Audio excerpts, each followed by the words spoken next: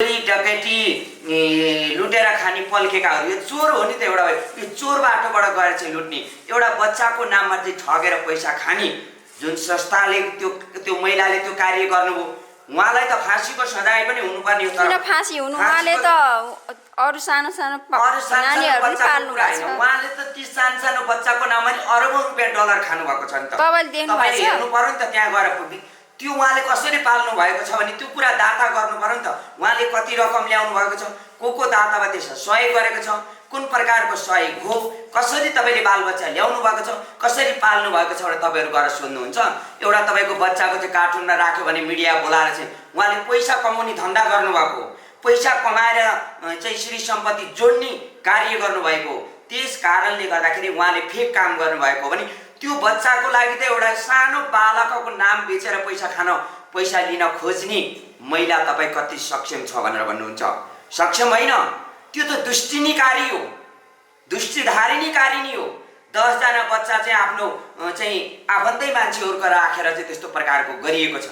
उहाँले कुनै सडकमा संस्थाहरू खोलिएका छन्, सडकमा बालबच्चा रोइराखेको छ। सडकमा स्टार्टरहरू युट्युबर स्टार्टरहरू पनि भोलि बन्द हुन सक्छ। यस्तै हिसाब भयो भने सरकारले बन्द गरिदिन्छ। यो कुरा तपाईँ बुझ्नुहोस्। विभिन्न प्रकारका युट्युबरहरू, विभिन्न प्रकारका अनलाइन टिभीहरूलाई म विनम्र अनुरोध गर्न चाहन्छु कि सब भगवानको भक्तले केही कार्यक्रम रिपोर्टर क्लबमा कुनै ठाउँमा गऱ्यो भने भगवानको भक्तिको सत्यताको कुरा हाल्न चाहनुहुन्न। उहाँहरू यस्तै चाहिँ आफूले गोद लिएर न्वारण गरेर नाम शुद्ध राखिसक्नु भएको प्राप्ति अब त्यसरी उहाँले राख्न चाहेको। उहाँले अब त्यसरी राखेको हो भने त्यो कुरा गर्नु पर्थ्यो नि त। मिडियालाई बोलाएर मिडियालाई तपाईँको चाहिँ मिडिया त उहाँले बोलाउनु भएको थियो। मिडिया किन बोलाउनु भयो त? मिडिया बोलाउनु भएको के रहेछ भनेदेखि विदेश बस्ने बालबच्चाहरूसँग पैसा लुटेर खाने उहाँको पेसै त्यही हो। उहाँले त भन्नुभएको छ त, मैले पैसाको लागि यस्तो गरेको होइन, बच्चालाई पैसाको लागि नगरेको भएदेखि त्यति राम्रो कपडामा चाहिँ आमाले फ्याँकिएको बच्चा मैले भेटिएको भनेर भन्नुहुन्छ भनेदेखि त उहाँले सिधै भन्नुभएको छ कि मैले नै आफूले सहित राखेको हो भन्ने कुरा उहाँले गरिराख्नु भएको छ भने यत्रो प्रमाण पाउँदै नेपाल सरकारको चाहिँ पुलिस प्रशासन भनौँ या नेपाल सरकार गृहमन्त्री भनौँ या तपाईँको चाहिँ कानुन मन्त्रीहरू के हेरेर बसेको छ, नेपाल सरकार चाहिँ के हेरेर बसेको छ?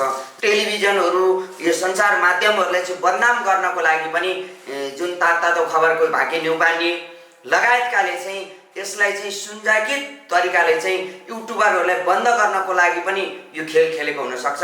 उहाँले जुन घर बनाइसक्नुभयो, उहाँले धन जो गरिसक्नुभयो, सम्पत्तिहरू चाहिँ प्राप्त कमाइसकेको कारणले गर्दाखेरि पनि यस्तो खेल खेलेर चाहिँ जुन भाग्य न्युपानीले गरेको छ। तर नेपाल सरकारलाई म के भन्न चाहन्छु भने यदि कानुन छ भने गर्ने महिलालाई पनि तपाईँको जन्मकैदको सजाय हुनु पर्यो, भाग्य न्युपानीलाई पनि जन्मकैदको सजाय हुनुपर्छ। त्यसमा जो प्रकारका चाहिँ सहयोग दिने जाने दाताहरू छन् तिनलाई पनि सजाय हुनु पर्यो नि त। अब त्यो 10,000 50,000 75,000 कसले विदेशबाट पठाएका, कसैले पठायो होला, अब त्यो पैसा विदेशी जसले पठाएको त्यसलाई त पठाउँदैनन्। नपठाइसकेपछि अभियन्ताहरूले खल्तीमा हाल्ने कार्य तपाईँले दिनुभयो भने चाहिँ राम्रो हुन्छ। मैले त्यही भनिराखेको छु, कसैलाई तपाईँले सहयोग गर्नुहुन्छ भने पहिला वास्तविकता त बुझ्नु पर्यो। वास्तविकता त नबुझ्ने हो भने हामी जुन प्रकारका फेसबुकमा एउटा बच्चा भेटियो र बच्चाको आमा फरार छिन्, बच्चा बालगिरियाको पुष्पा अधिकारीले लैजानुभयो। सबै यो नाटक रच्ने चाहिँ पुष्पा अधिकारी आफै हुनुहुन्छ बालगिरियाको भन्ने कुरा चाहिँ अहिले मिडियामा हल्ला आइरहेको छ।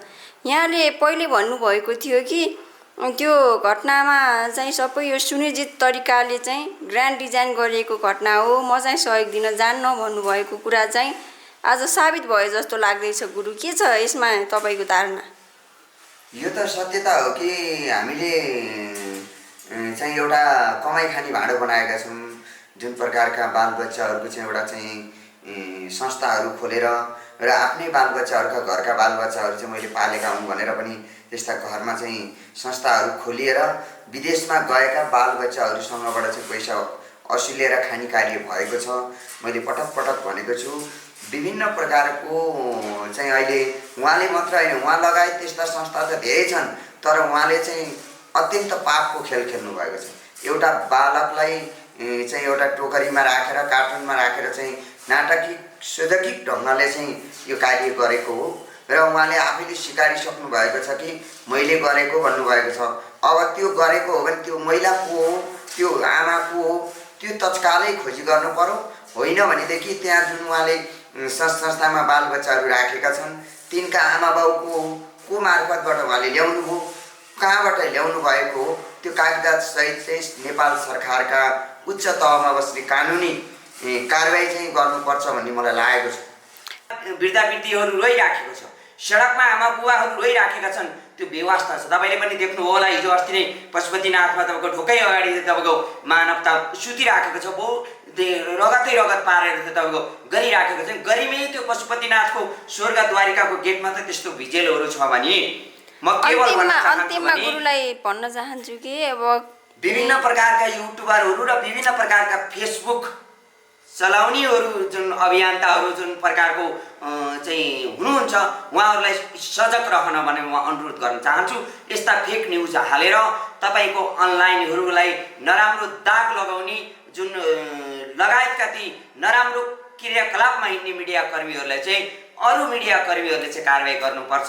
यो कानुनी दायरामा ल्याउनुपर्छ। जुन भाग्य न्युपाने लगायतका चाहिँ त्यो पहिला जसले त्यो न्युज हालेको छ तिनलाई तत्कालै कारबाही गर्नुपर्छ, कारबाहीको दायरामा ल्याउनुपर्छ।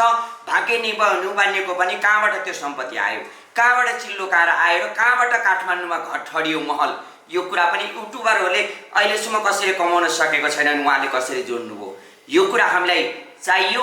र यो पाटोको लागि हामी सम्पूर्ण भक्तहरू या भनौँ हाम्रा जुन प्रकारका युट्युबरहरू छन् यसमा एकदम चलाखो हुनुहोस्, नराम्रो न्युज नहाल्नुहोस्, किनभने युट्युबरलाई दाग लगाउने कार्य नगर्नुहोस् मिडियाकर्मीहरूलाई भन्न चाहन्छु।